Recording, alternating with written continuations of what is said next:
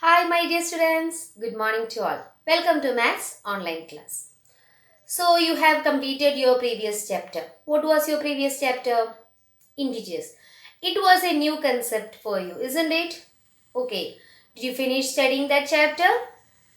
Very good. So, next we can move on to the next chapter. That is not a new concept to you. From the smaller class onwards, you are discussing on that chapter. What is that? Fractions. Have you heard on fractions?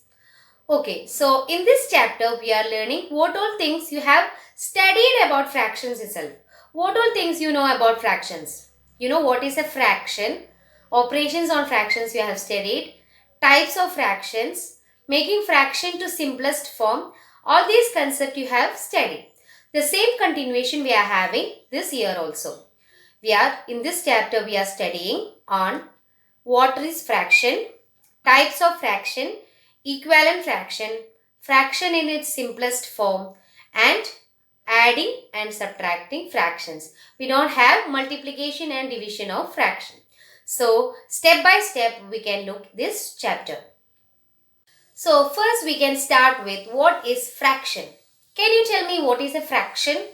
You are learning from smaller class onwards, isn't it? What is a fraction?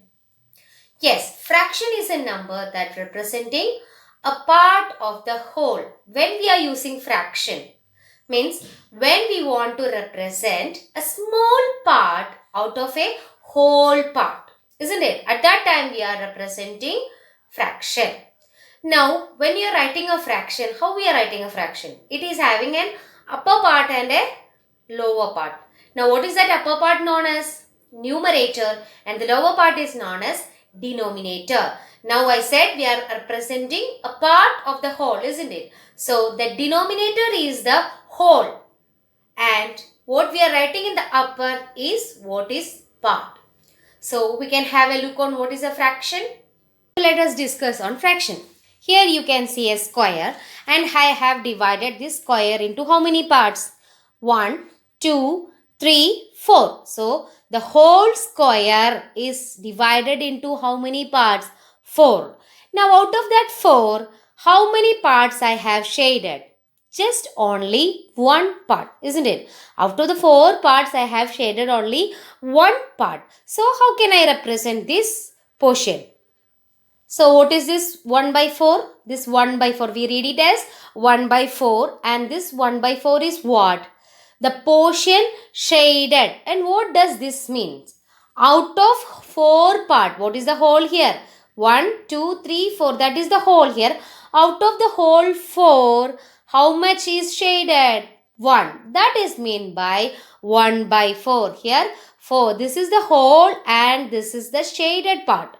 That means part, only that small portion. That is meant by fraction. That means we are representing a small portion out of the whole. Here, out of 4 parts, 1 is shaded. That is meant by 1 by 4. So, what is whole here? 4. So, how will represent whole here?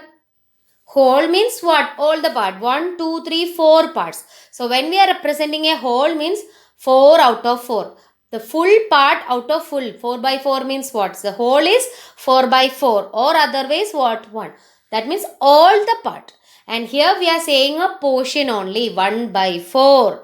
Now, this 1 is known as numerator and 4 is known as denominator. Also, when we are considering the fraction, the parts should be equal. Here I said the square is divided into 4 parts.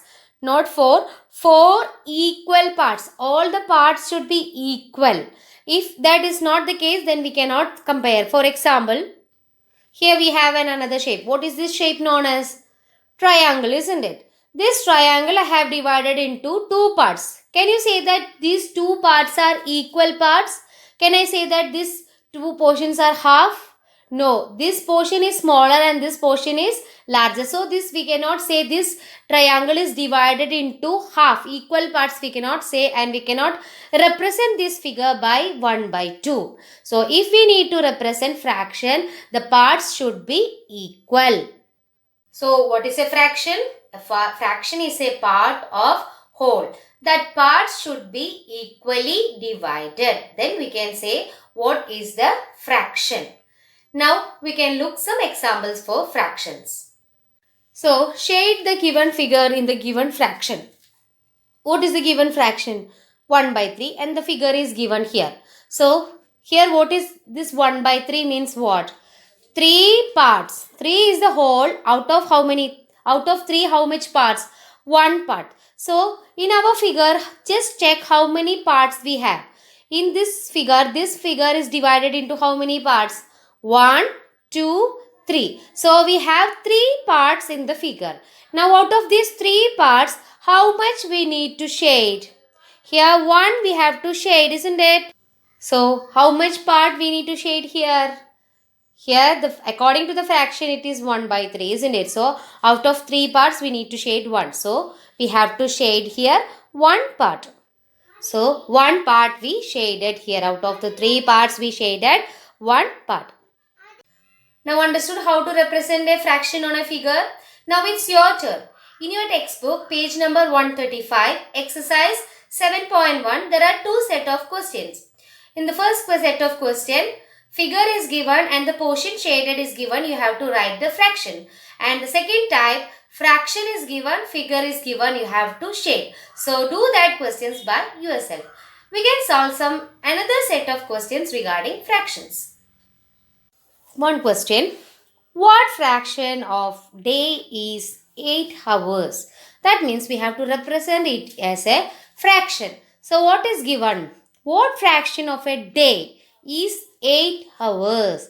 That means in a day, what fraction is 8 hours? So tell me, in a day, how much hour we have? One day is equal to how much hour? One day is equal to 24 hours, isn't it? So, 1 day is equal to 24 hours. Now, out of that 24 hours, what fraction, what we have to represent? 8. That means we got the whole. What is the whole here? 24. And what is the part here? 8. So, how we will represent the fraction here? So, the required fraction is 8 by 24. How we got that? In the question they are given it 8 hours they are already given, and also they are given a hint. What is that? A day. So we concluded what is 1 day. 1 day equal to 24 hours.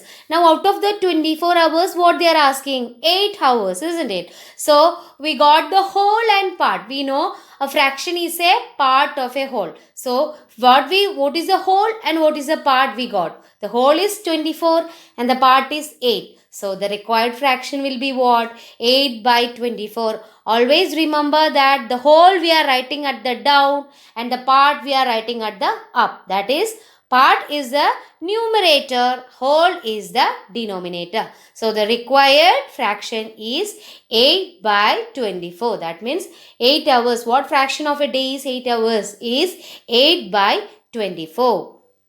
Next question. What fraction of hour is 40 minutes? What fraction of an hour is 40 minutes? That means the part is given here 40 minutes. We have to identify the whole.